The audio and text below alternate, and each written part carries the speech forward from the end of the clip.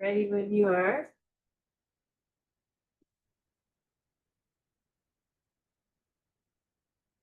All right. We will get started. Welcome, everybody. We'll start as always with calling our meeting to order and our land acknowledgement. We acknowledge the Arapaho, Ute, and Cheyenne tribes, the traditional custodians of the land on which the Police Oversight Panel and Boulder Police Department operate, and pay our respects to their elders past and present. I want to welcome you all to the meeting. Welcome to our panel members and guests. Welcome to any public community members or media who might be here. We appreciate you guys being here. We'll start with a quick reminder on the Q&A. Anyone who's in attendance, you're welcome to use the Q&A for small questions. Any public members who are here will have a chance to do public comment around halfway through the meeting, hopefully around 7:30-ish. So if you have longer comments or questions, please save them until then, and we'll have that time available for you. Also for the public, a quick reminder, you can submit complaints to the panel or contact the panel at any time for any reason. You can reach us at policeoversightpanel@bouldercolorado.gov, and you can find complaint submission process and more information about the panel and how to reach us on our website, bouldercolorado.gov/services/police-oversight. And as a reminder, all of our meetings are available online. They're recorded, so you can see this meeting and all of our previous meetings on our website as well. All right, with that, we will do our roll call. Okay. Curtis. Here. Chico. Yeah. Bill. Alan. AB. There's no one waiting to. No, this, I think she texted, no, Jason texted. Turner. Here. Soledad. Here. And Milan. Here. Lizzie. Here. Kristen. Here. And Jason, let us know if he would be absent. Maybe he's trying. Oh, great.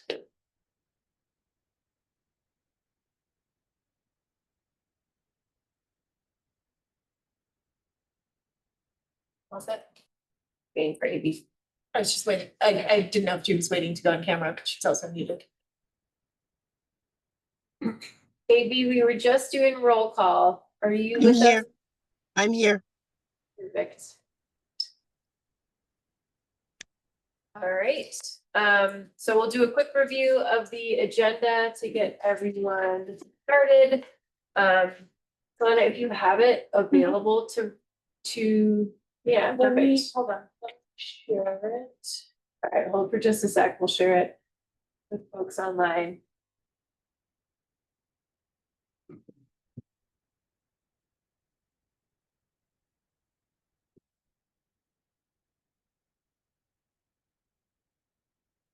Chico, can you see this?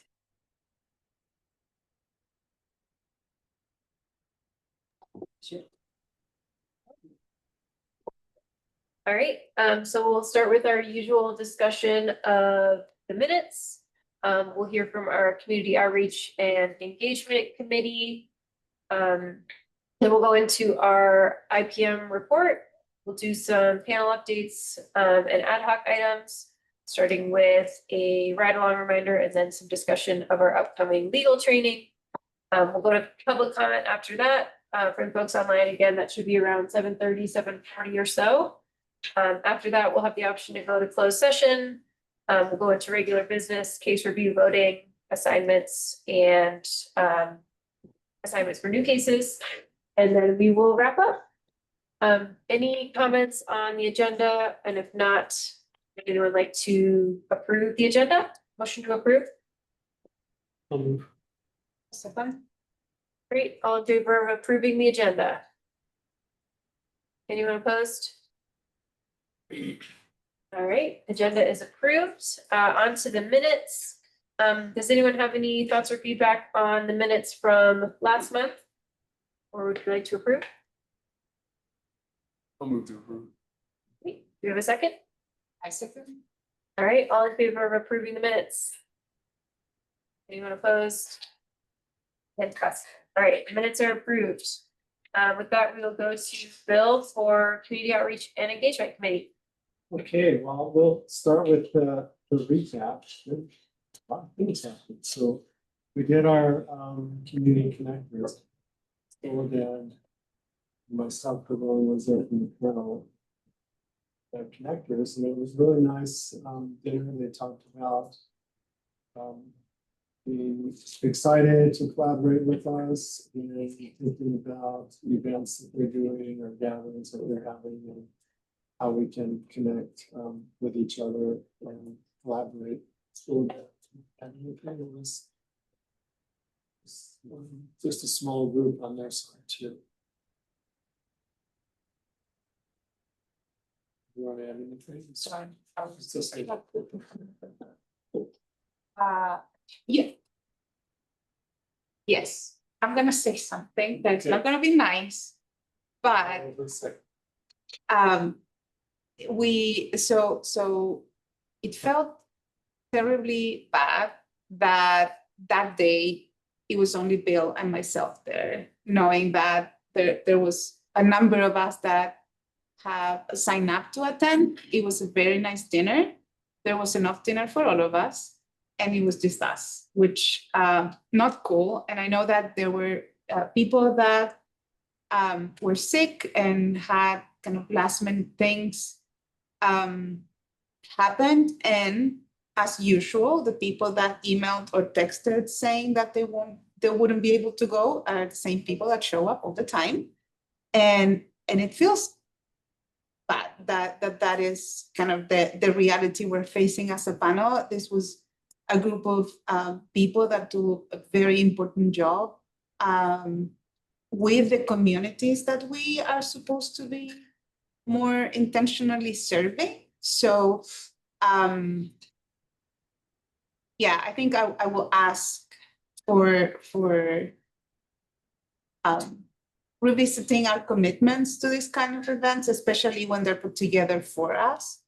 And you know, and being mindful is sometimes, you know, of course, we appreciate when people let us, but it's not about that. It's about showing up. So yeah, that unfortunately I had like a work emergency. I had to leave early, but I took that thinking that there were a lot of people signed up to attend. And at the end of the day, it was just us. I mean, the three of us. So and I think most of all, the loss is that in the sharing with them, we lose perspectives. Because at the end of the day, it's just Bill and I, and of course, sharing from the IPM perspective, but it was just us. And there's the rest of the richness of the panel that is missing from these events that are very hard to schedule. So sorry, that's my comment. 3.5 months still. And it's Yeah. true, you can't represent anybody's perspective. So if you're there, it's lost. Hopefully they'll reach out to some events that we can. Okay, want to talk a little bit about how to live up here right now? Yes, That was something that you put together. yeah, it was good. We had a turnout of, I think maybe 50 people came through altogether. Different groups who are tabling different things. Yeah, we got to share with a few people just how to file a complaint, the work of the panel, as far as reviewing cases and some of the recommendations that we've been able to make over time that have been heard. And also about the student employment opportunities for future enrolled students. But yeah, it was a good event. I think. Yeah. You have anything new? No, it was great. It was great to meet people and faculty, and they seem to care about it, so that was great. And then what's up Boulder? Everybody was there. I was there in the morning, it wasn't very busy because, but we did a lot of setup and in the get organized, like we're changing from so put it, anybody want to share your experiences? Because when we were there, wasn't a whole lot of folks, community folks. The latter half definitely had more, Good. more traffic. More people signed up on either in paper or through the QR code to express interest in panel opportunities. So as you were talking, I realized I wish I would have had that together for like a QR code sign up for potential Naropa students. Yeah. Anybody else? Thanks for letting us use your tent. They really We could do it. I thought it went well this year, and to Soledad's point, it was really nice having a good group of panel members attend, so I want to call that out, really appreciate you stepping up and volunteering, and it's nice to have everyone there. We had many more panel members than the previous year, so that was great. And I sent out to all of the people who attended, I sent an email with a sheet where you can add thoughts or suggestions to improve engagement next year. Or it would also be transferable to any type of event, especially outdoor events. Yeah, it's just like the lessons learned, so like putting the QR code is a lesson.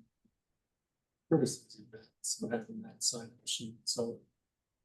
If you have any thoughts on it, just add to that list, is there one can use it for any other community engagement.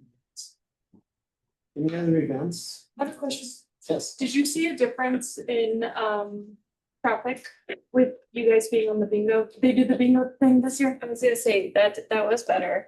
I don't know, I actually feel like last year there were more people who came up being disappointed that we didn't like see if we were on the bingo sheet, but it definitely drove people to the table. Good to know. The young children didn't seem to know very much about police oversight at all. Okay. Sorry, yeah. Yeah. Give me the QR code. Any other? Things coming out? So one of the things we did shift is that whole process document we got rid of and are just creating a plan document. I noticed there's stuff in the agenda, but that's not the current one. It's just basically going to be structured around what's the event, who's going to go there, and maybe some afterthought and like about what have we learned. So I'll finish that up based on the feedback that I got at the last meeting. And the other thing I want to bring up is Chris, your name came up a lot in terms of your role. Sure. And since we have some time, I'd really love to hear how you see your role, especially in the community engagement process.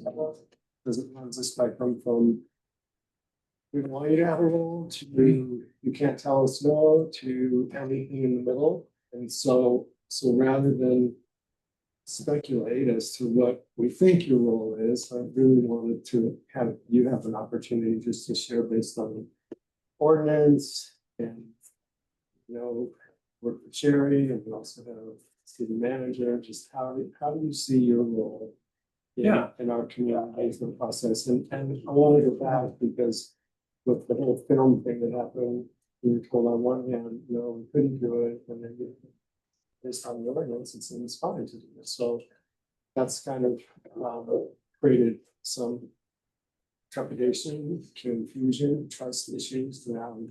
Sure. How is that going to play out moving forward? So No. to kind of give you a lens of the landscape too. Yeah, thank you, Bill. And that way, if people who have questions, we could just ask Chris, and we'll stay within our time frame. So you let me know if we get close to 40 minutes. So not to steal my own thunder, but to preview for the upcoming legal training, I'm gonna be talking about the role of the city attorney and how the city attorney provides legal advice to all of city council, boards and commissions and panel in the city of Boulder as well as city staff, like Sherry. My role is to be the lawyer for the panel. So if there are legal questions or issues that come up, I am a resource. So I hope that you all view me as a resource to answer some of those legal questions that might come up. Most of the time, when I'm asked a question, if I can't immediately answer it, I'm going to look in the code and look to see what the code says. Almost all of the legal questions that I have to answer as a city attorney are in the code. And so, if I am asked about whether or not a community engagement event fits the different visions in the code that discuss community engagement, and there's actually a few. I'll evaluate the facts and then I'll render an opinion. It's not my role to say no. I don't direct the panel. I can provide advice, and then it's up to the person or people that I'm giving the advice to take it and then do with it what they will. It is usually good to listen to a lawyer's legal advice and consider it carefully. That is legal advice. But it's not my role, to say, you can't do this, I'm not going to let you do this because that's not my role. I'm an advisor to the panel, I'm an advisor to Sherry. And I am happy to meet with anyone on the panel. And if there's questions that come up, we can schedule a time to talk. That's something that I've done with city council members, I've done with other boards and commissions that I advise. So that is totally normal and great. It can be difficult to render on the spot legal advice in a setting like this with lots of different people, because sometimes you get into, I have observed and experienced the game of stump the lawyer, because they're all very smart, educated, and very capable and impressive individuals. And I'm not going to be the smartest person in the room most of the time. So if there are those kind of sticky legal questions, I'm happy to schedule a time to meet, one-on-one, two-on-one, something like that, to discuss those. So if there are any questions about community engagement events and whether or not they fit different provisions in the ordinance, I'm happy to render an opinion. I really like this. I know there might be a different version of the community engagement proposal form, but I like this because it has like criteria, it's standardized. It's great. So I like It's that. changed to a planning guide. So Well, there you go. Yeah, so we're going to make some changes based. So I hope that answers your question, Bill. Just wondering if anybody else has. Of course I do. I'm glad you're going to ask them. Of course I Go do. ahead. First, thank you for being here. Oh, yeah. You say that you're counsel to the independent police manager and to the panel. How do you define your role with these folks? As an advisor and a resource, And would you give the same recommendation to them?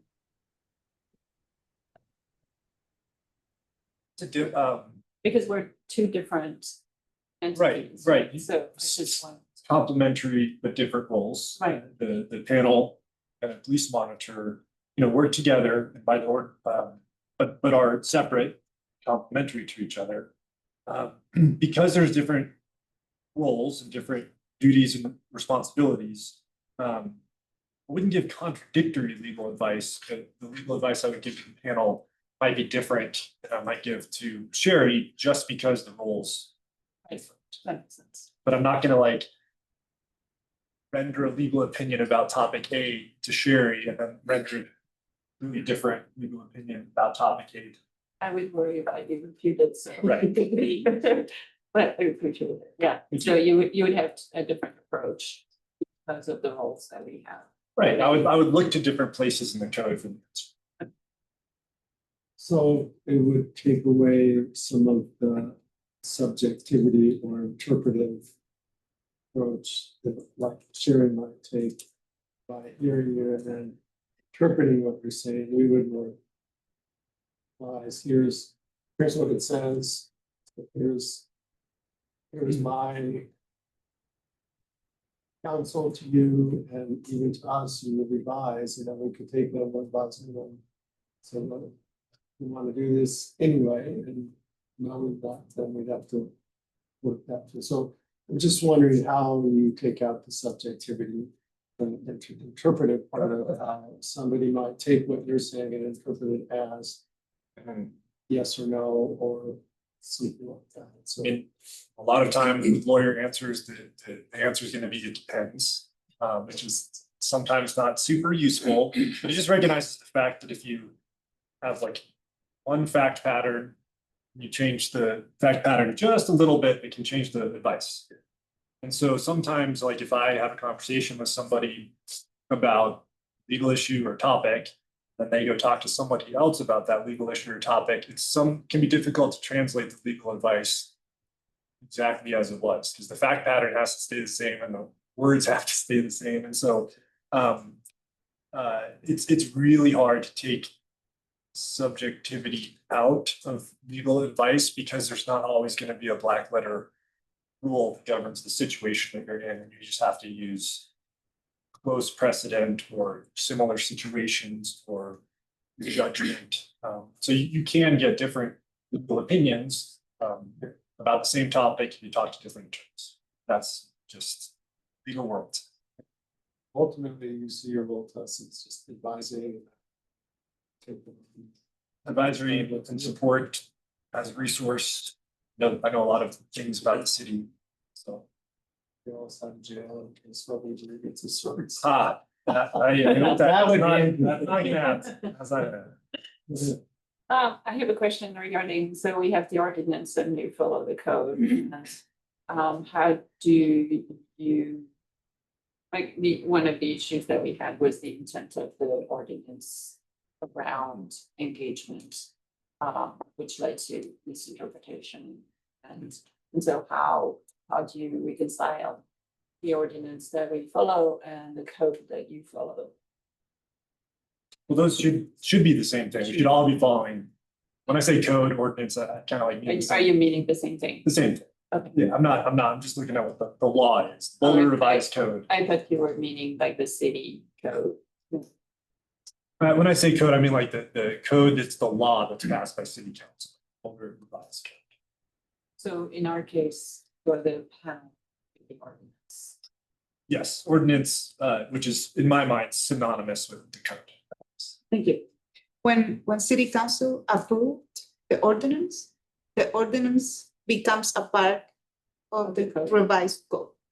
When we changed the ordinance and the council approved the revised ordinance, that changed the code. So that's why it's called revised code, because it should be updated with all the changes that are happening.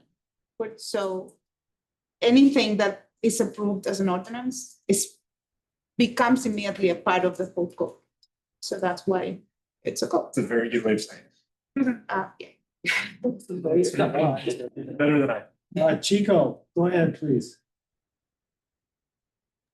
Well, thanks very much, Chris, for that. And I just want to be very clear on when you talk about subjectivity, you sounded like you were not giving a direct answer there.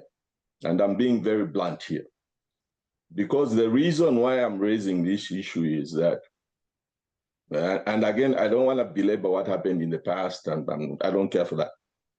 But the point is, and I hope somebody will correct me here, is that if the panel feels that Chris is too close to the matter, and do we have the leeway to say, Chris, you're too close here, you need to step aside. We need to engage somebody who is more independent and will be more objective, because already you've alluded to the subjectivity matters. Thank you, Chico. There is a provision in the code that talks about, the panel, if there's a conflict of interest, then can they engage independent legal advice. But conflict of interest is a specific legal term. And so if a panel member believes that there is a conflict of interest, That's something that should be raised, that we can look into it. But the panel doesn't have like independent authority to go around the city attorney's office to get outside legal advice. That would have to be something that we'd have to evaluate to see if there is actually a conflict of interest, which is a legal term that has a specific definition. So I hope I'm answering your question, Chico. No, I just wanted for it to be on record that should a case arise where we say, Chris, you're too close to this, you're not going to offer objective opinion or whatever we want, there should be a way for you to step aside. In that way, from what I'm hearing, is just starting a conflict of interest process. Really the only way. Yeah, I mean, it's my duty to identify conflicts of interest. So it's not like I want to slide something past the panel and be like, haha, then I'd be committing an ethical breach. So I'm on the lookout for conflicts of interest. Most of the time, conflicts of interest arise when it comes to money or close personal relationships. So that is something that I'm on the lookout for. So basically, we have to build a trusting relationship with you to know that what you're giving us is your best advice without pushing us either way, because then we have to make the decision. That's what I will strive to do every time. Do we have still some, oh, go. Oh, you go ahead. I was just getting in line. Oh, that's fine. Okay. So just to, I hear you, and everything you've described is very in line with what I would expect for your role to be. That all sounds great. I think one of the reasons we're talking about this is because there was a situation recently where it didn't unfold that way. I don't think, like, the panel did not request approval for this event or request guidance directly, but I think the feeling of the panel was that there was like this sudden entry of legal opinions into the situation where it wasn't expected, and maybe it wasn't actually from legal, but I just want to lay all that to rest for what we should expect in the future. So if we are working on planning events and we are all on board with events, is there a role that you need to have in that process? Or would you expect us to come to you to propose events? I'm hoping the answer is no, but I'm just trying to really clarify all this for the panel. What should we know in the future about how that should unfold? Thank you very much for that, Lizzie. It's not my role to approve community engagement events. If I am asked or I observe something that seems to be outside the scope of the code or the ordinance, then it is my role to render legal advice. But you don't need to run things past me. It's not it's everybody's job to follow the law. I can't be like looking around and making sure that things are all legal and things. That's just not how I operate, and wouldn't build the trust necessary. So, I'm here to support, I'm here to advise, I'm here to issue spot. If I see something that I'm like, that might need to be discussed a little bit more, I might bring it up. But it's not my role to say like, you can't do this. Like I might say like, I strongly advise against it, but I don't, again, I'm not here to direct anyone. I'm just here to support. I believe in the mission of the panel. I believe in civilian oversight of law enforcement. I believe in mission here. So I hope that eventually, or I hope we're on the way towards building that trusting relationship. Okay, so you will proactively provide guidance and recommendations as well. Yes, yeah, exactly. Yeah, if I feel like it's appropriate, that maybe something's going this way, I might step in and say, well, let's talk about what the code says. Yes, I wouldn't be doing my job if I just sat back and let you guys do whatever you want. There's a kind of a middle ground. Sure. Okay. I'm sorry, just again, in the spirits of being super clear, that wouldn't put you ever in a position of overseeing the panel. Right. Because I mean, just, that sounded like, if I'm saying something, then I will say something. That would, I will tell my kid, you know, you're gonna fall, falling. You know, that would put me in an oversight position, right? In this case, and I guess that, well, you have been here since the panel had been formed, so there has been a lot of work done to get to this place where we are today, and that's what we want to kind of care for. And this, as Lizzie said, which I think was perfectly said, like, when this situation with the event happened and you showed up and no one knew, oh my gosh, here we are, so are we being supervised? And I think that's the line that I want to be super clear. And I think that's kind of the concern that Chico also was sharing in a way, is we don't have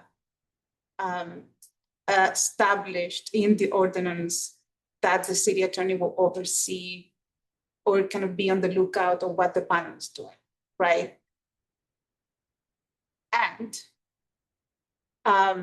if there's an opportunity in which the panel needs advice, we will get it, requested or not, right? Like if there's something on the news or there's a report happening and here they're asking for the panel's opinion or the panel is in trouble, which I think that's clear. But I just want to be super clear in saying that there's no overseeing the panel from the city attorney's office. From a community engagement perspective. Because From any perspective, the panel, like, we work as a board, but we don't have, the city attorney is not, it doesn't have oversight authority over the panel. And that's kind of the difference between the looking out and providing counsel or providing legal advice. If we request it, then of course it's your duty to provide us with legal advice, right? But it's not like I'm here and part of your daily duties is to take a look at what the panel is doing to see if they're in line, which will be kind of the overseeing piece of it, right? I would say that, you know, it's my role is to, you know, support and advise. Mhm. I would not use the term oversee. Yeah. I feel like that's too strong. That puts me in a position of like authority over the decision-making ability of the panel, and that's not my role. So we're super clear, great. all right, last So- question. yeah. Moving on. Oh, okay, too quick. Why don't you go first? Are you sure you want to do? Another clarification question, or actually it's a request, that if the question about the panel is asked by someone outside of the panel, that you consult with at least the co-chairs to have the perspective of the panel. I might not be understanding the question. So I'll go back to that event. So we were told by the ACM that we couldn't have this event because supposedly they had talked to people. And so I would like that next time, if you are consulted by the IPM about something that the panel is planning to engage in or an event or something like that, they consult the panel for the render an opinion.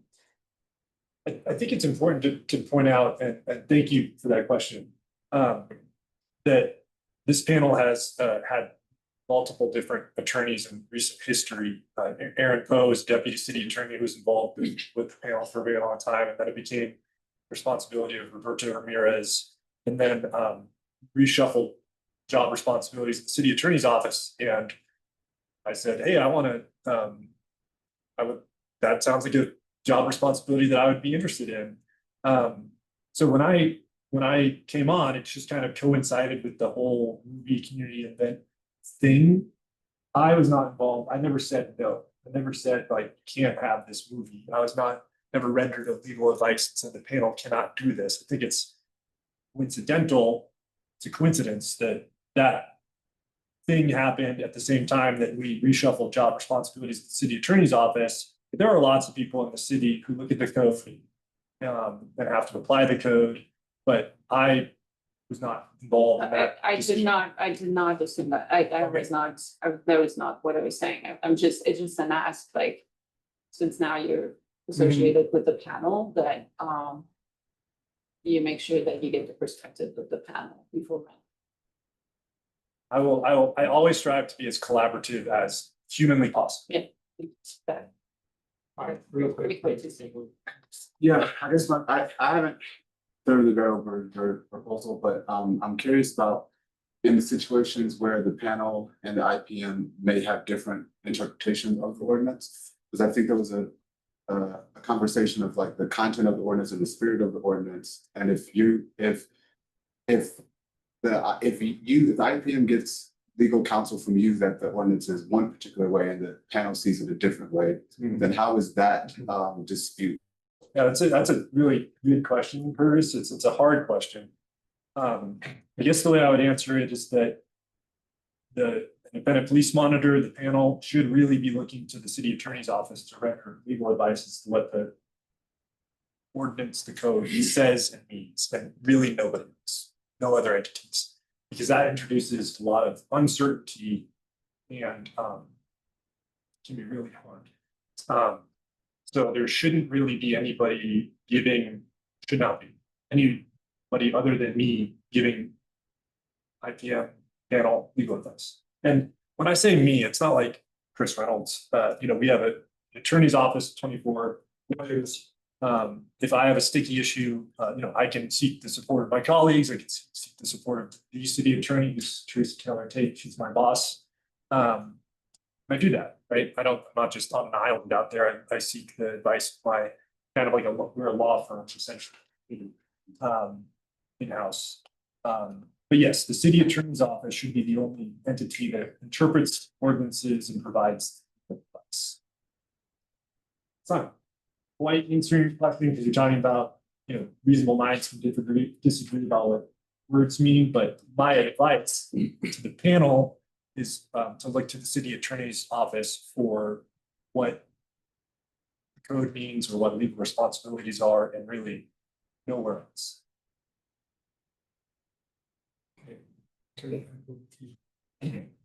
All right, yes. Thanks, everybody.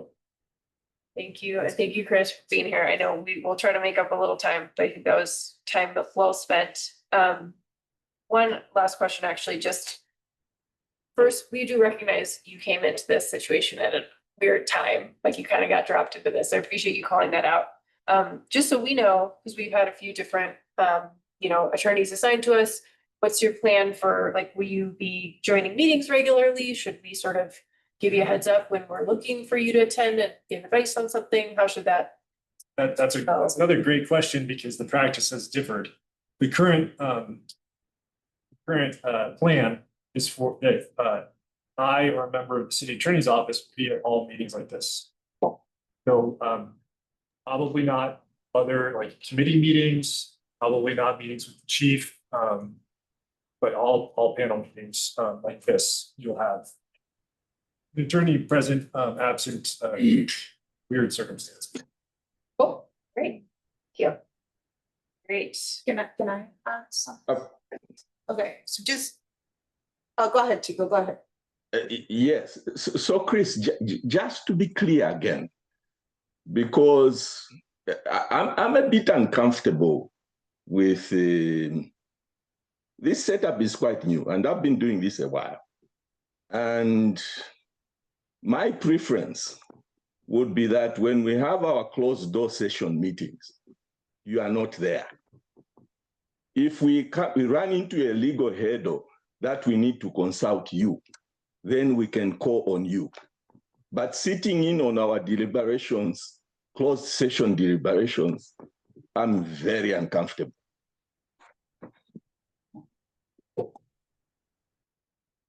This is a public meeting, so this isn't really a closed session. You guys go to closed sessions during the Right. meeting. I think Yeah. that's what's So it's, yeah. I appreciate that, Chico. I understand. I think that perhaps goes back to some trust building that needs to occur.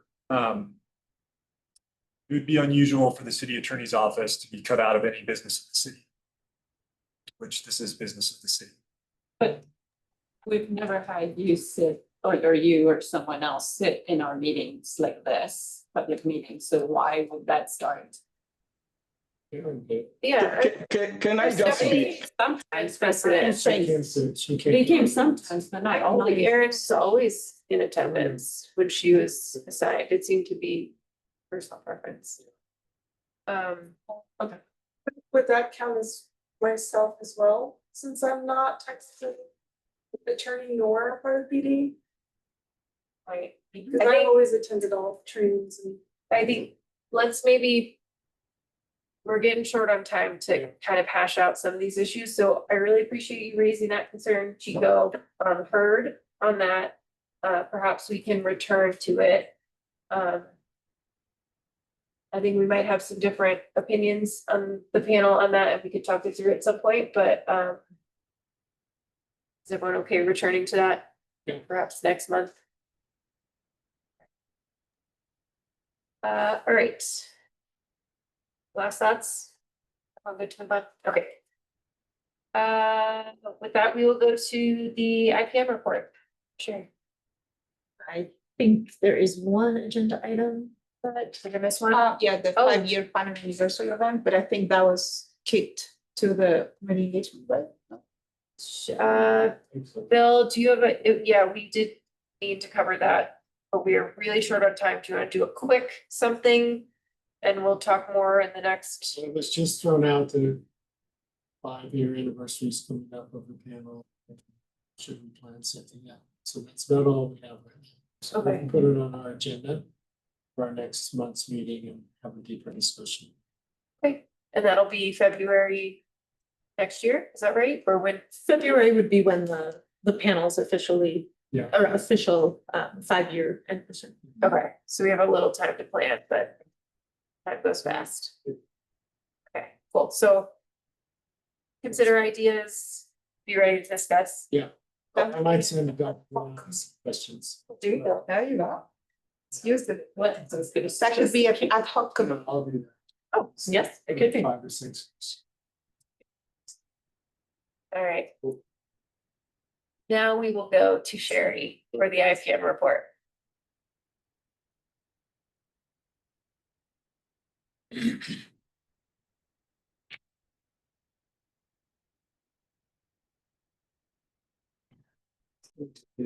All right, the September 2025 Independent Police Monitors Report.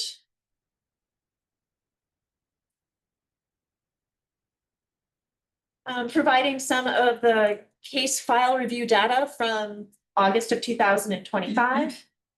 The panel completed 1 full case review. We are waiting on 0 cases from PD. And there currently are 11 cases that the panel is expected to review. One of them is scheduled for later this week. And I just heard from PSU today that there's another one expected pretty soon.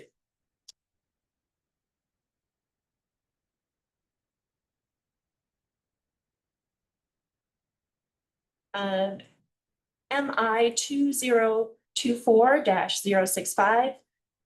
The complainant alleged that she was racially profiled and followed while grocery shopping by Officer 1, who was working security. She reported that she saw him watching and followed her across several aisles while she shopped and placed items in the bottom of her baby stroller.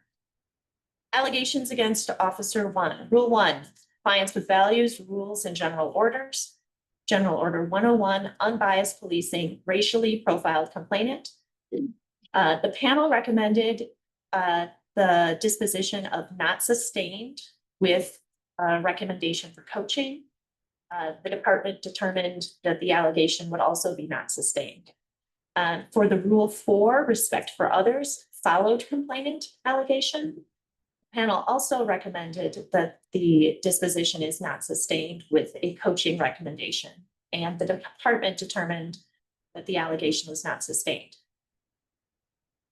The panel members also commented on the lack of timeliness of the investigation, the quality of the interview of Officer 1, and the lack of a timely request for third-party video footage.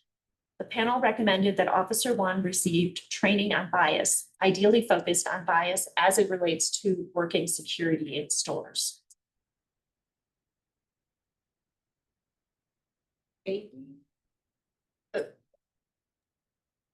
Amy, is your hand up? Did you have a question now? Yeah, I just had a statement about that. Is that okay?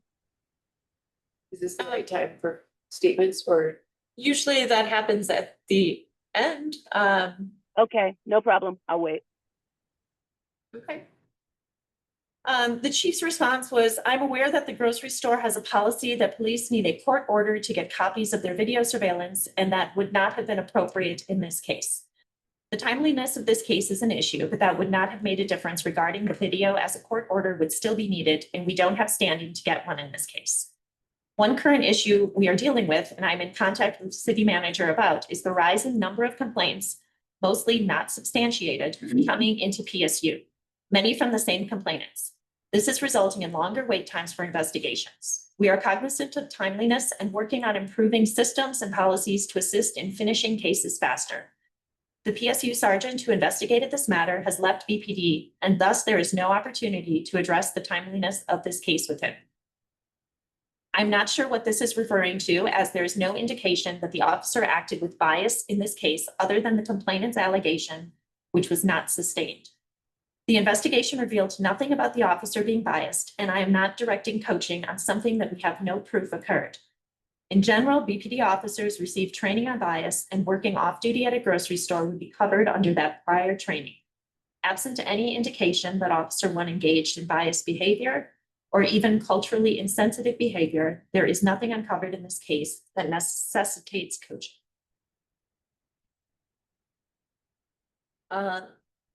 MI 2024-076. Officer 1 responded to the skate park area under the library due to a complaint that people and their belongings made it unusable for skateboarding.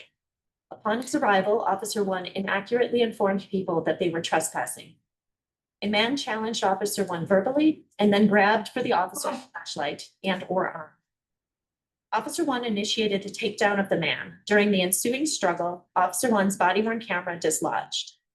Additional officers responded and were able to handcuff the man, who was arrested for second-degree assault, resisting arrest, and obstructing a peace officer. Witnesses and the man complained that Officer 1 used excessive force on the man. Allegations. Officer 1, Rule 6, use of force, kneeled on and/or used hands on the throat of the man. The panel recommended that that allegation be either not sustained or unfounded, and the department determined that it was an unfounded allegation. Rule 5, police authority and public trust, falsely arrested the man. The panel recommended that the allegation be unfounded, and the department agreed. Rule 5, police authority and public trust, informed the man and/or others that they were trespassing. The panel recommended that this allegation be sustained and recommended supervisory counseling. The department determined that this allegation was not sustained. Still for Officer 1, Rule 1, compliance with values, rules, and general orders. General Order 200, discretion, arrest standards, and enforcement action, failed to provide name and/or business card. Panel recommended this allegation be sustained with supervisory counseling. The department determined that this was an exonerated allegation. Rule 1, compliance with values, rules, and general orders. General Order 240, in-car cameras, body-worn cameras, and personal recording devices. Deliberately removed his body-worn camera. The panel recommended that this allegation be unfounded, and the department agreed. There's a single allegation for Commander 1, Rule 1, compliance with values, rules, and general orders. General Order 120, Professional Standards Unit and Supervisor Investigations, did not document complaints about this incident in accordance with General Order 120-4. The panel recommended that this allegation is sustained with supervisory counseling, and the department determined that this allegation would be not sustained with coaching. The panel members who reviewed this case were disappointed with the conduct of BPD from start to finish. They observed that even after the scene was controlled, BPD members clearly engaged with an us versus them mentality, demonstrated by officers not engaging in a relational way, not admitting fault or apologizing for Officer One's initial misstatement about trespassing, not providing business names or not providing names or business cards, and not taking the complaints and concerns of the bystanders seriously. For nearly 20 minutes, the man and other bystanders repeated questions to the Boulder Police Department members about the trespassing issue, and none of the many officers engaged with them or answered these questions. Panel members questioned the department's overall attitude towards the unhoused community. They wondered whether BPD members viewed unhoused community members as people who deserve consideration, care, and service, or only a problem to be managed. They further questioned whether BPD leadership extends their expectations of respect and customer service towards community members who are unhoused or in crisis. In future incidents, the panel recommends assigning one BPD member to engage with community members to explain and answer questions and provide names and business cards. The panel reiterated their desire to meet with members of the HOT team and to learn the proactive measures the HOT team takes. The panel recommends BPD leadership review the hours and availability of HOT team members to ensure that they most efficiently align with calls for service involving Boulder's unhoused community members. The panel also questioned the conversation between the sergeant who spoke with the man at the hospital. They recommend that sergeants better explain why they are only focusing on the use of force aspect and understand that after being subject to use of force, a hospitalized person in police custody is likely to initially be uncooperative. Panel members urge sergeants to listen and ensure that the person feels heard instead of rushing the conversation. BPD Chief Redfern's response was, I took note of multiple recommendations, opinions, and assertions from the panel in this case, in addition to their recommendations for just MI 2025-005 has been closed. MI 2025-023.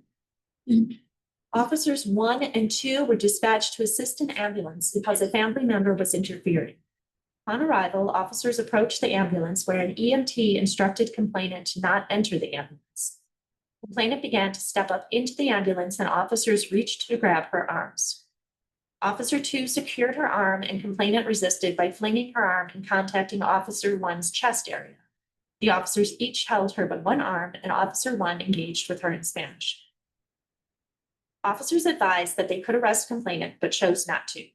The incident ended with complainant's son riding in the ambulance with her husband. The monitor recommended that the case be exonerated in accordance with General Order 120. Officer 1, Rule 6, use of force, grabbed complainant. Panel recommended that this allegation be exonerated and the department agreed. Officer 1, Rule 1, compliance with values, rules, and general orders, General Order 101, unbiased policing, discriminated against complainant. Panel recommended that this allegation be sustained with supervisory counseling, and the department determined that it should be unfounded. Officer 2, Rule 6, use of force, grabbed complainant. Again, the panel recommended exonerated and the department agreed. And regarding the General Order 101, unbiased policing allegation for Officer 2, discriminated against the complainant, the panel recommended that the allegation be sustained with supervisory counseling, and the department determined that this was an unfounded allegation. The panel found that neither officer showed appropriate sensitivity to the complainant's distress over her husband's health. They emphasized that police interactions can be especially stressful for immigrants, potentially triggering fears of deportation, and called for greater awareness, patience, and trauma-informed approaches from officers. A key concern was the officer's decision to ask the minor daughter if her mother had been drinking, which was seen as inappropriate and disrespectful. If intoxication was a concern, it should have been addressed directly and discreetly with the complainant. The officer's conversation about a potential complaint came across as dismissive, undermining the seriousness of community concerns. Additionally, the PSU sergeant's phone call was viewed as further disrespectful, with the panel noting that BPD appeared to prioritize the Rule 6 allegation over the complainant's discrimination claim. Telling her the outcome was already exonerated suggested that further dialogue or litigation was futile. Chief Redfern's response, which I have significantly condensed. Due to the nature of the panel review in this case, especially the allegations that the officers engaged in discriminatory behavior when the available evidence showed the contrary, I consulted with the city manager and city attorney and shared this case with them. I requested that due to the serious nature of the allegations and potential impact on these officers' careers, we contract with an outside entity to perform an independent review of this case. They agreed. The 21st Century Policing Solutions, 21CP, review and recommendations. This independent review of the April 2025 incident involving Boulder police officers finds that the officers' actions were necessary, reasonable, proportionate, and compliant with Boulder Police Department policy, PALIA accreditation standards, and the principles of 21st century policing. The officers employed only minimal force, an escorting technique defined as light or moderate pressure to guide or hold a person after the complainant physically resisted and swung her fist toward one officer. No higher levels of force were used, and the situation was de-escalated within minutes without injury, arrest, or escalation. 1. Actions taken were consistent with BPD policy and nationally accepted policing practices. 2. The minimal level of force used effectively resolved the situation. 3. No evidence of bias or discriminatory behavior. And 4. Body-worn footage supported the officers and AMR staff. No corrective action is needed. The incident demonstrates appropriate application of policy and proportional response.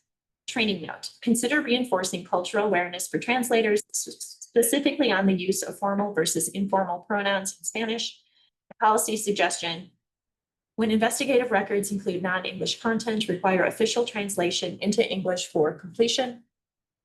The review found no evidence of bias or discriminatory intent. While the complainant expressed concern over the use of informal Spanish pronouns, the investigation determined that this did not amount to a violation of the unbiased policing general order. The language used was not hostile, and the officer's tone throughout the encounter was calm and measured. BPD training standards, which include ABLE certification, crisis intervention team instruction, the critical decision-making model, and PERF's ICAP program, were reflected in the officer's adherence to de-escalation principles, cultural awareness, and proportional response. In sum, the evidence supports that the officers acted within the limits of BPD policy, their training, and nationally accepted policing practices. The minimal use of force effectively resolved the situation without unnecessary harm, and body-worn camera evidence corroborated the officers' accounts. No further corrective action is recommended. MI 2025-037 is closed. There remain 3 cases that are opened that were classified in 2024.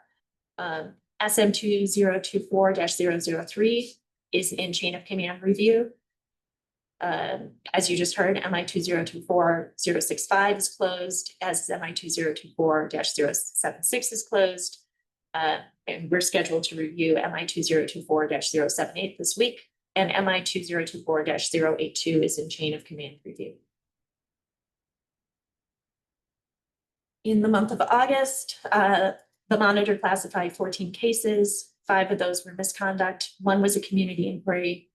4 were community feedbacks. 3 were unspecified incidents. None were classified as conflict facilitation process. I observed 1 interview. There were 0 critical incident scene responses. I deemed 1 case thorough and complete, and BPD closed 5 cases. As of September 5th, there were 43 cases that were on the monitor panel docket. 25 of those cases are classified. 11 were pending monitored classification, and 17 were in PSU preliminary investigation.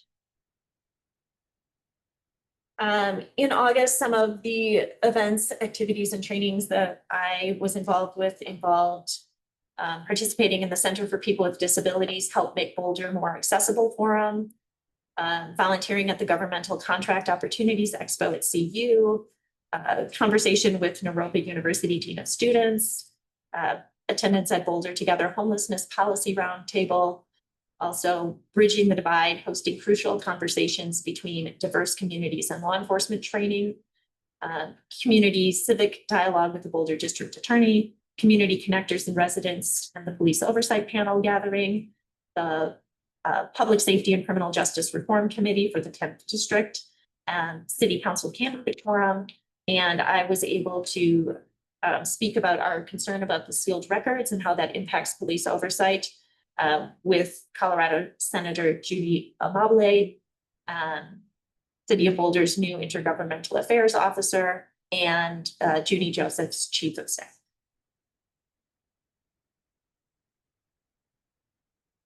Questions? I know AB had one that she's been waiting for. No, it's okay. I'm good. Oh, okay. I have a question for Chris. Okay, so here's what we have been talking about, right?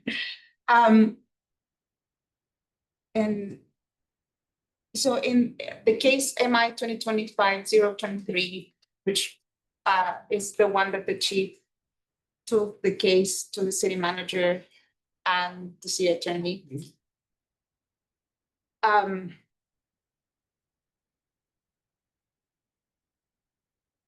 And right, there is engagement of another independent entity revising that case.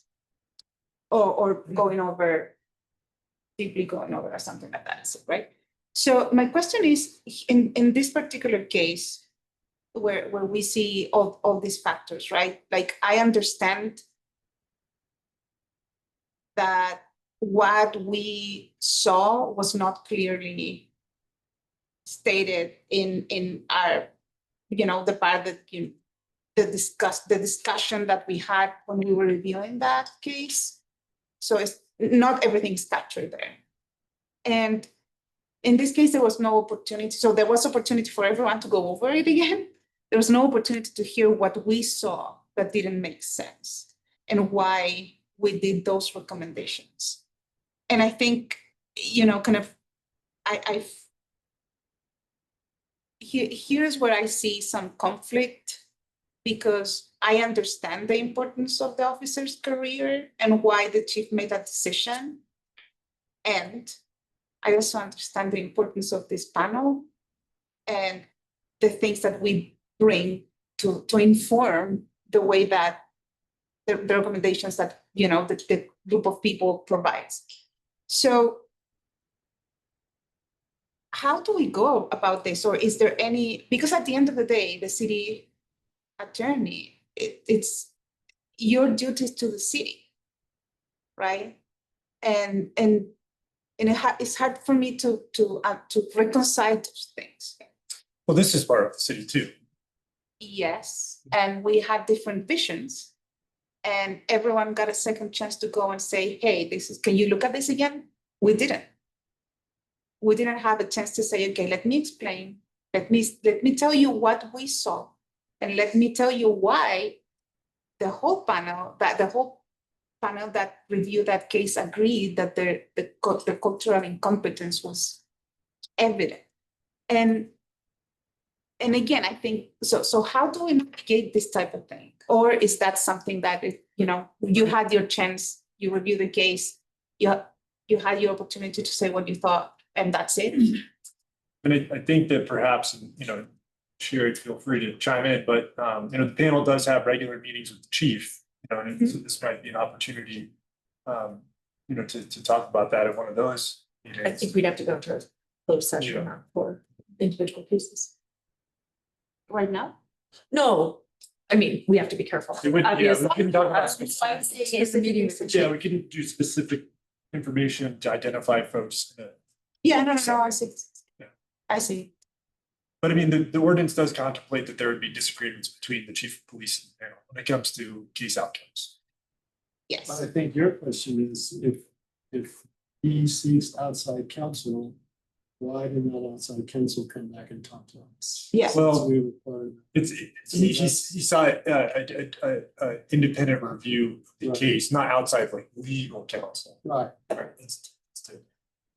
So could we still the same get question. an independent review of the case? Mm, You know what I'm saying? Probably not, yeah. Yeah.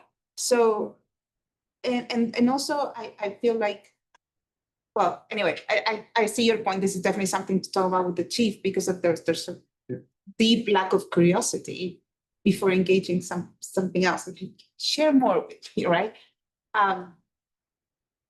Yeah, okay. So has his hand up too. Let's see. Oh, sure. Go ahead, So- Chico.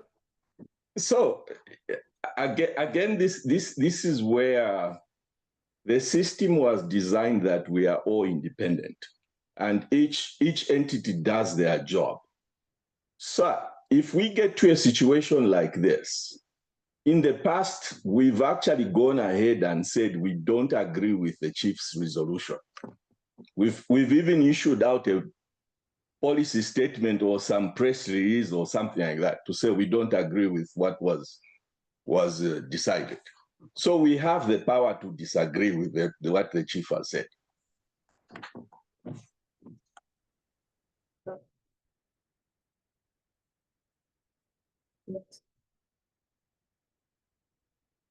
Comments, questions? I was just going to point out too that these are condensed remarks. If there's a larger response and more thorough that the chief gave, that's in the materials for response. So I'm not sure.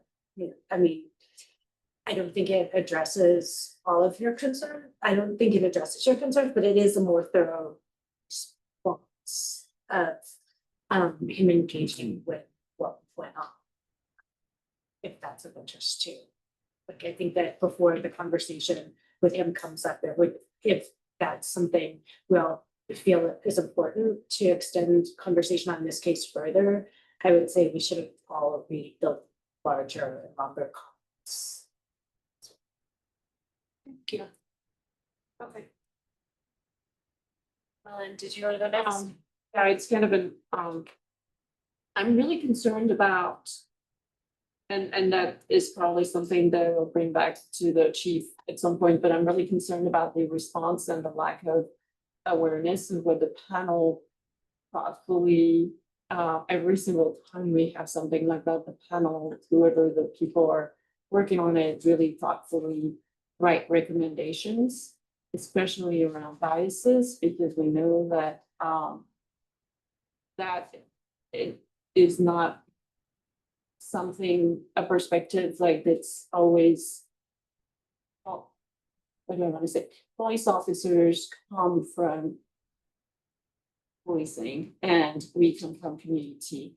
And so the perspective of the community is often rejected by, or not often, but has been rejected in the past when it was very thoughtfully verbalized by our panelists. And I'm a little concerned that it's so the lack of curiosity. What do you see? And a desire to learn and to be better. So I'm concerned about that, and I would like to yes, I would like to have whoever the other panelists who worked on this case to be able to respond, to be able to, before it's that's it, and we're not considering your perspective, because I'm really concerned about that. Not sure, I feel like I'm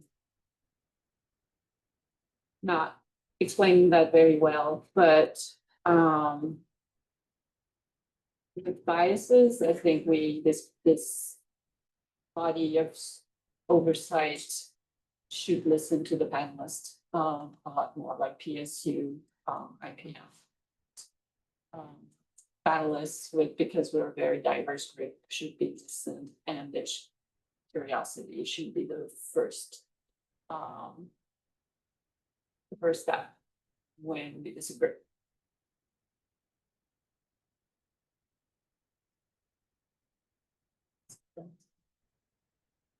I have one question.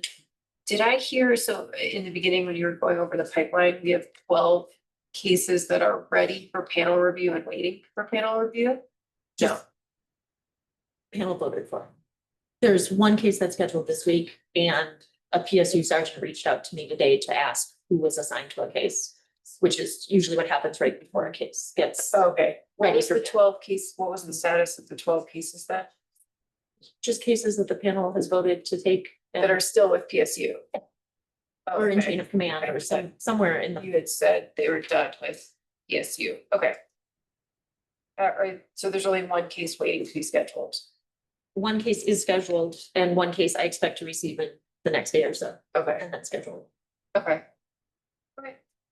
Any other questions? Thoughts? We've seen that.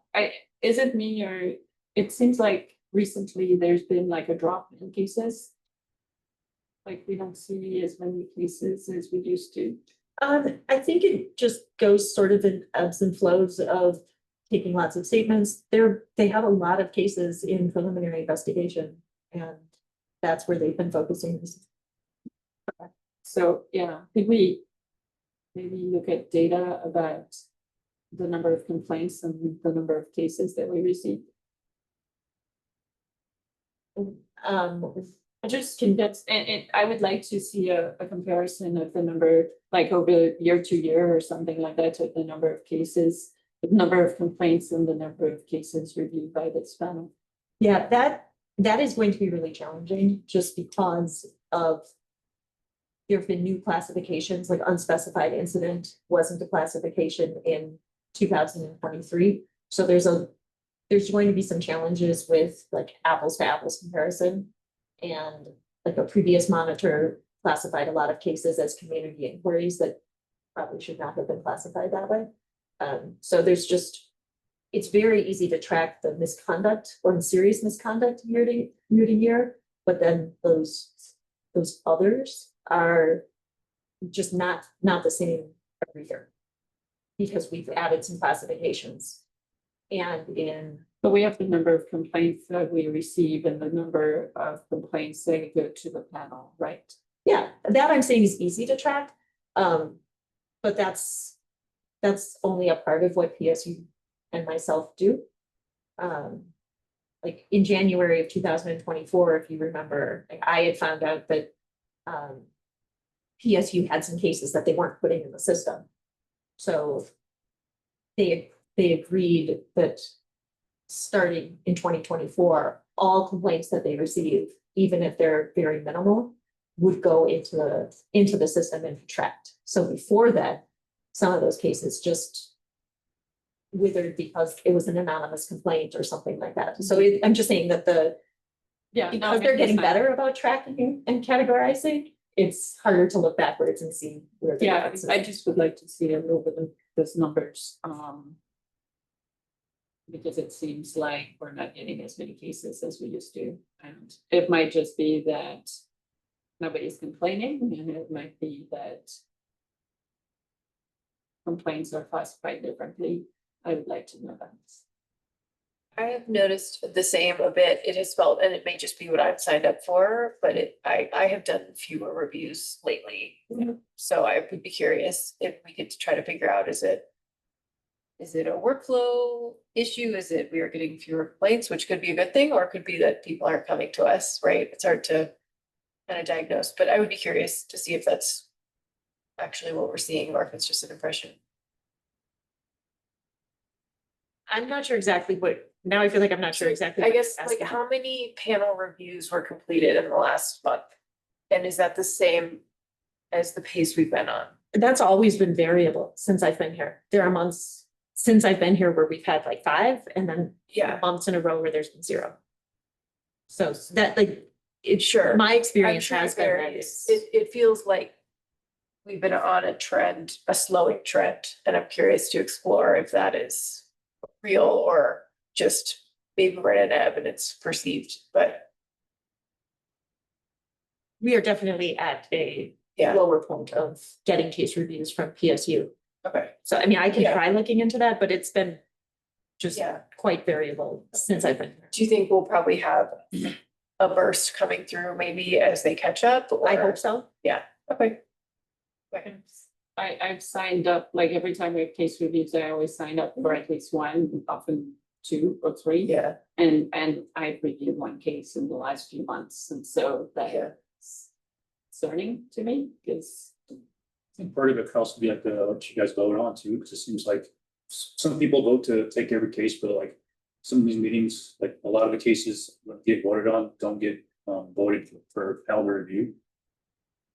yeah, but they still get I still take cases on. I think you'll take cases, but like, if there's like, sometimes there'll be like 10 cases that monitor presents, and then like 2 cases get voted on for the panel review. You're saying. So I think that's from that's my perspective, my observation. Yeah. Seems like not as many cases are being voted on local panel review. Yeah, which doesn't matter. I would guess if I would look back through my reports, one of the first pages of my reports every month where it says cases for awaiting panel review, that is between 8 and 13. So So we're at that's what 11. I was flagging out earlier. Cases awaiting panel review, that just means anywhere in in the timeline from the panel has voted to review to panel has reviewed.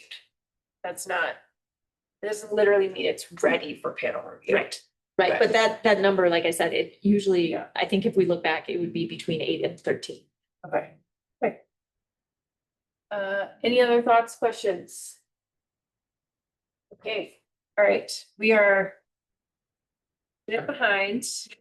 Perhaps we could go to.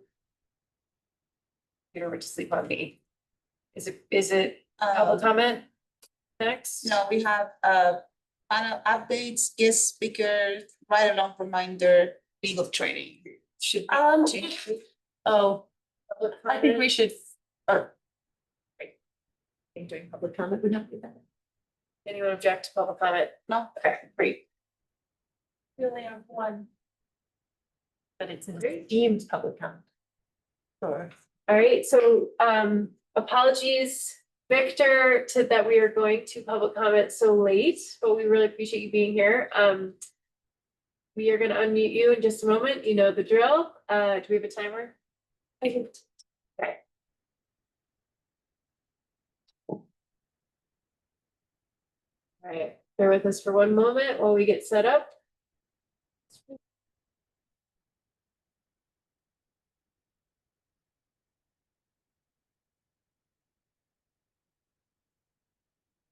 All right, Victor, we're gonna unmute you. You have 2 minutes to share whatever you'd like with the panel. You're now free to unmute. So I'm going to ask the co-chairs for my extra time. So you can just strike that 2 minutes. Are you going to grant me my extra time? That's a yes. If you'd like Yes. 3 minutes, we're happy to do that. Okay. There are 2 security officers in Whole Foods. So you have the off-duty person, and then the store has their own security officer. So I'd be curious to just circle back to that. I just noticing, I haven't been to a meeting in a while, but it seems like just like a dangerous trend for the chief to be so involved. You know, I wonder what Alistar would say to some of these things, because he always had sort of a different perspective. But what Chico said is 100%. So to the panel members there, you know, don't lie on your backs and take this, right? Like, be curious and say, I wonder what I'm missing here. I wonder if I should speak up about these things. For the chief to go to an outside agency, have you looked up 21C, 21CP? Anyone raise their hand if they know anything about 21CP? They have 7 former chief of police on their advisors, right? It's like me going to, I don't know, going to that advisory board. It's not an outside commission. They are so tied in with law enforcement. It's like the who's who of law enforcement, right? So to say I'm going to go to 21CP and get an outside opinion, that's not an outside opinion, ladies and gentlemen. That's direct from the source, right? They have 7 former chiefs of police on their advisors and other things as well. So of course they would collaborate with whatever be said. So that's just suspicious. That's just kind of suspicious right there. Sure, there are careers at line, but nothing was sustained. It's just an allegation, right? So what's to be scared about of an allegation that's never even going to come to the public light anyway? It's not going to be on their record if some panel member says that. So I just don't understand why so defensive if it's just something that we're talking about as a, you know, a casual discussion. And again, the dangerous trend is, why would you want to undermine the panel, right? We're here giving our opinion, you're citizen volunteers, and does the city council know about this? Does the public who has your confidence, do they know about this? Does the community know about this? Would they feel the same way if they knew this information was happening?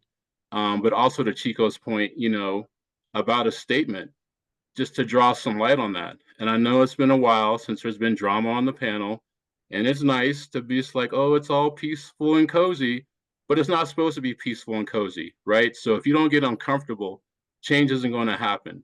So you might have to get uncomfortable in those seats.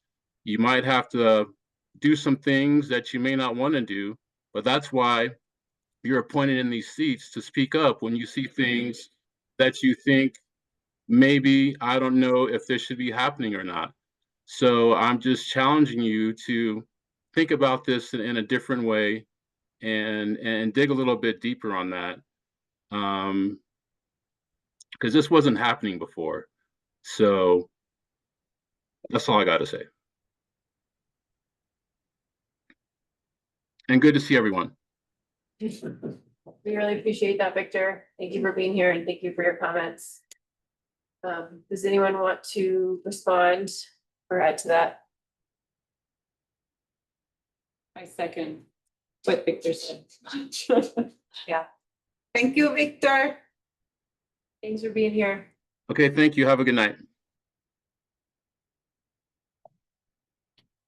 All right, with that, we could take a brief break. Do you guys want to do, is it usually 10 minutes? I never remember. 5 minutes. Let's do 5. 5 minutes, back at 8. Yeah. We'll get started and bring us through the rest of this agenda. Fixed. Or you got to print? No, I am. Okay. Jamie, Okay, welcome back, everyone, after a very well-deserved 8-minute break. Okay, so next in our agenda, we have panel updates, the ride-along reminder, I guess that's yours. Yeah, I know that a lot of people last year got their ride-alongs in sort of at the last minute. So people's ride-alongs are expiring if they haven't had them done, and I think only like 4 people have provided information about their ride-alongs on the place that Selena has put in. So I've been including that in the weekly meetings, so please look through your information, because I don't want a situation where, you know, come October, people haven't proven that they did a ride along in the last 12 months. So if you need help, we can probably, you know, with Bethany's help or something, figure out when people did their ride along, but please look through your emails, your calendars, and let's get that established. And then, of course, whenever you do a ride along, make sure that it is noted, or email me and the co-chairs so that we have record of it. Just to add to that, I emailed Bethany and they were very busy with ride-alongs because of school starting and because new staff. So politely invited me to wait until later in September. Oh, okay. So if people have been trying to schedule like myself, to be a little bit more patient. Thank you. Because they are super busy. I'm reaching out again, but clearly stated that September was easier. So. And we're in September now. And we're in September now, so yeah. So if we've done a ride along. You're good. Okay. You are one of the people who's good. It's more of the more established panel members. A lot of them did their ride-alongs last year, and I think September or October, so they're expiring. So like you say, they're expiring, like I did mine in August. I'll have until the date next year I did mine to do it? Yeah. Okay. Yeah, you're good. And you're. I'm not. Yeah, schedule. Oh, okay, there you go. Okay. Cool. Legal training. Based on feedback from the survey, October 6th is the date for legal training, so that I sent out a calendar invite to everyone. And so it's on your calendar. Please make sure that your schedules are clear for that.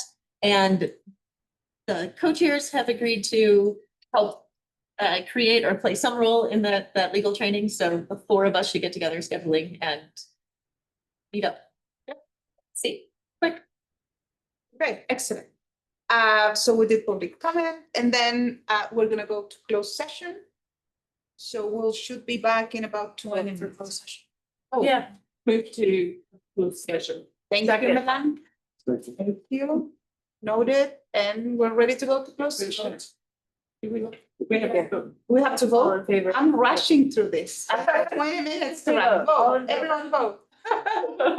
Vote to go. Okay. Good. And we can now go to closed session. Okay. We're. Okay, we're back. Chico, can you hear? Good. Okay. Good. And maybe a reminder, if you could turn your camera on just for voting, please. Why? Oh, just so people can see that it is you voting. Okay. Okay, thank you so much. Okay, so we're back to case review voting. And we're gonna start with SM 2025-003. Officer 1, Rule 1, compliance with values and rules and general orders. Rule 2, conformance with law. Rule 8, conduct. And that would be it. Do you wanna, are you doing roll call? Okay. Yeah. Curtis, Voting for the case. Which I'm sorry, which one? The 03, 003. 003. No. Chico, Yes. Bill. Alan, No. AB,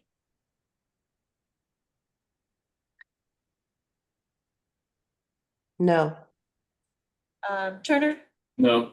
Soledad, Yes. Milan, Yeah. Lizzie, Kristen. No. Okay, SM 2025-004, former officer Rule 8, conduct. Curtis, Can I ask some clarifying questions? no. Then yes. Chico, No. Bill, No. Alan, No. AB, No. Turner, No. Soledad, Yes. Milan, Yes. Lizzie. No. Kristen.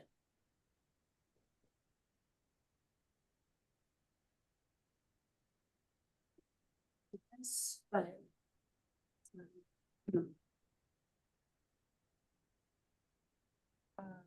So both of those were no.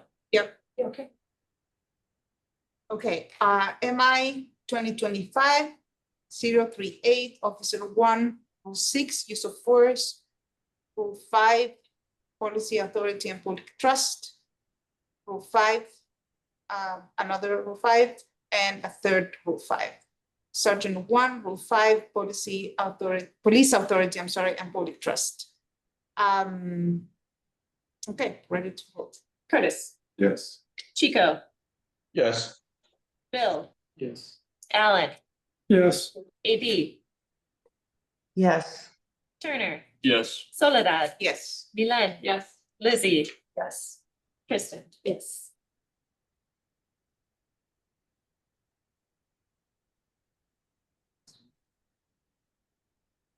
Okay, MI 2025-039. Officer 1, Rule 1, compliance with values, rules, and general orders. Officer 2, Rule 1, compliance with values, rules, and general orders. Is that it? Curtis. Chico, Yes. Bill, Yeah. Alan, No.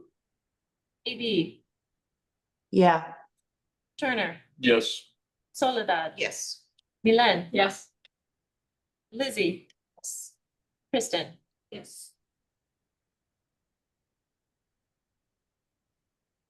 Okay, MI 2025-040, allegations and unknown officer. Rule 1, compliance with values, rules, and general orders. Rule 4, respect for others. Curtis. Chico. Yes. Bill. No. Alan. No. AB. Mm. No. Turner. No. Soledad. Yes. Milan. Oh.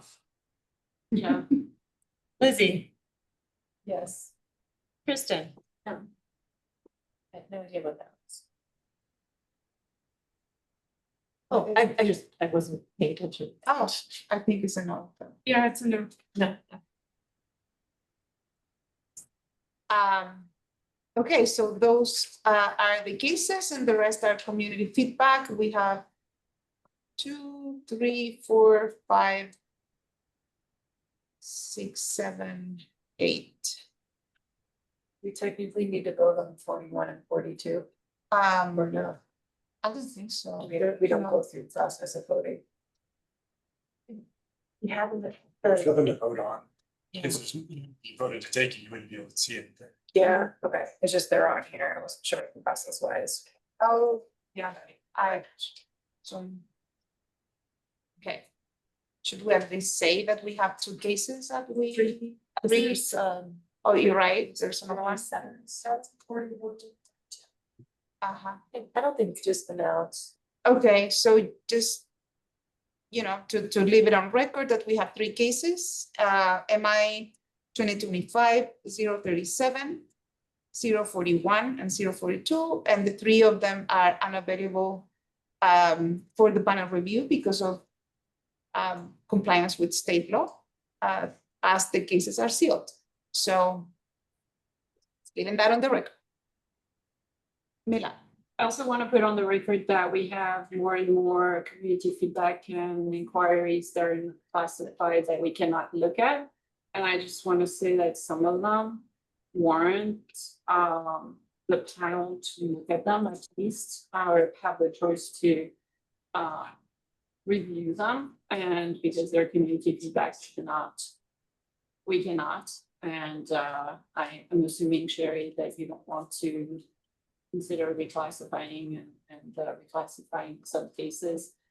So I just want to make a note that we are getting more and more of those, and that's a concern for me. We've seen some potential biases in some of them that were classified that we didn't get to look at, especially in our in-house community. So I'm concerned about that. I just want to put that on the record. Thank you. Yeah, and can you refer to what you mentioned before in terms of cases that when the complainant is called? Yeah, especially I'm thinking on particularly a case where the female complainant filed a complaint, and when the police standard unit called and it was a police officer calling her, she said she didn't want to make a case anymore. To me, that's a red flag, and it's very understandable that some community members from certain communities are, you know, particularly what's the word, don't have, you know, necessarily good relationship with police, will feel intimidated. They're called by a police officer and will rescind their complaint, and that in and of itself should be a red flag for us to look at the case, or at least have the choice to take it. Thank you. Okay, now we have to assign the cases that we just selected. That is true. Okay. That's your job. That's me. Okay, so I only have 2, is that, am I right? 38 and 39. So volunteers to review MI 2025-038.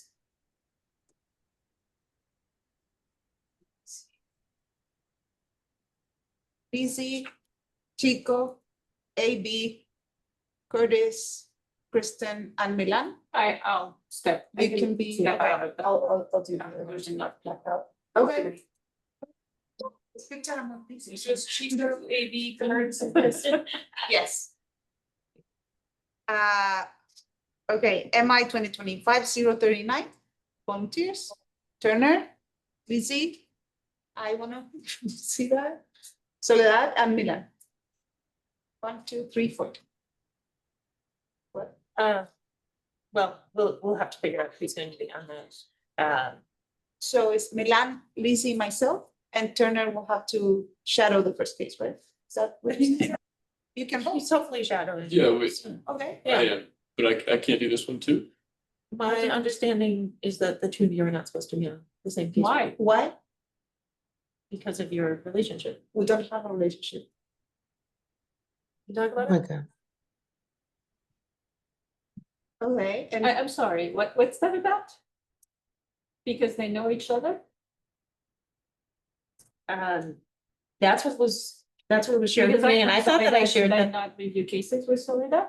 Pardon? I know Soledad, should I not review cases with Soledad? We can talk about it. I think it would be better to talk about it outside of this meeting. We have a council here. Okay. Need the facts. Yes. So are you guys comfortable talking about this? Would you prefer to talk about Yeah, this I mean- another time? Sometimes, Wanna- sometimes when there's like a conflict of interest question, a group setting is not the best. Especially- That's why I was suggesting we talk about it at a different time. And I'm so curious about what's going on right now. So I want to be part of whatever you're talking about another time, because I want to know. So do I. So serious. Julie, I'm in closed session. is this, Grace, is this something that it should go to closed session? Can we go to a closed session to talk about this? Why are we talking in private about it? Well, it's a public meeting right now. Yeah, we're in a public meeting. We don't know what But the it- issue is. We're trying to decide what the appropriate It's venue it's to very, talk about it is. very customary for conflict of interest questions not to be discussed in a group setting, at least the initial legal advice part of it. Okay, and who are you again? I'm so sorry. It's That's okay. hard because I'm not there and I'm just seeing, the screen is so small. That's okay. I'm Chris Reynolds. I'm an attorney with the Boulder City Attorney's Office. I'm your lawyer for the panel. So you just pipe in and tell us stuff. Can we ask you for thoughts or I'm just curious. Yes, yes. Thank can you, always thank you. ask. So, thank you. So what do we want to do here? Do we want to go private for a second and chat about this so we're all clear? Does that seem what we want to do? I would rather this not be discussed in a group setting. This is not a group conversation, in my opinion. This is big, yeah. I don't know. Okay. Why don't we vote for the cases we want to be in, Thank you. assign, and then that can be worked out and changes can be made if necessary. You good with that? Sounds great. So we're back to 039 volunteers. Do we have that all? Yeah, we now? have that. Yep. So we didn't pick everyone. We only picked 4 people? Did we miss some people who wanted to volunteer? Did everyone who volunteered, like, am I on this one or no? No, But do you want to be on it? Well, I thought I raised my hand to volunteer, or was that for the other one? Let's do this for the other one. that was for the first one. Okay, thank you. I got confused. Do you want to read out who's volunteered for both cases and just make sure Yeah. everyone's good and then I think we're we'll be good good? Yeah. with everyone that signed. Good. Okay, amazing. Same, you know. Okay, we need motion to adjourn. So moved. Second, you, okay, so we're adjourning. Thank you, everyone. Have a good night. Thank you.